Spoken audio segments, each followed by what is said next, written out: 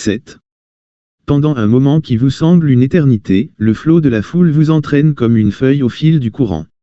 Vous essayez désespérément de rester debout, mais vos épreuves vous ont affaibli, vous avez le vertige et vos jambes sont lourdes comme du plomb. Soudain, vous apercevez un escalier de pierre, long et étroit, qui mène sur le toit d'une auberge. Rassemblant vos dernières forces, vous vous frayez un chemin jusqu'à ces marches que vous grimpez péniblement.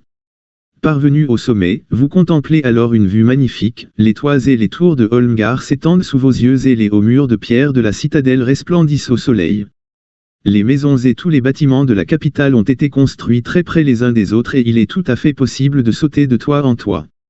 Autrefois, les habitants de Holmgar empruntaient volontiers ce « chemin des toits », comme on l'appelle ici, lorsque de trop fortes pluies rendaient impraticables certaines rues non pavées. Mais les accidents ont été si nombreux qu'il est désormais interdit, par décret du roi, de se déplacer ainsi. Dans votre cas, cependant, seul le chemin des toits peut vous mener jusqu'au souverain, et vous décidez donc de vous rendre au palais de cette manière. Après avoir bondi et sauté de maison en maison, vous parvenez au bout d'une rangée de toits et il ne vous reste bientôt plus qu'une seule rue à franchir pour atteindre la citadelle. Cette rue, malheureusement, est plus large que les autres et il vous faudra réussir un bond spectaculaire si vous voulez passer de l'autre côté.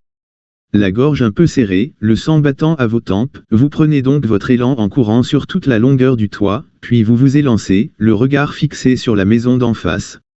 Utilisez la table de hasard pour obtenir un chiffre.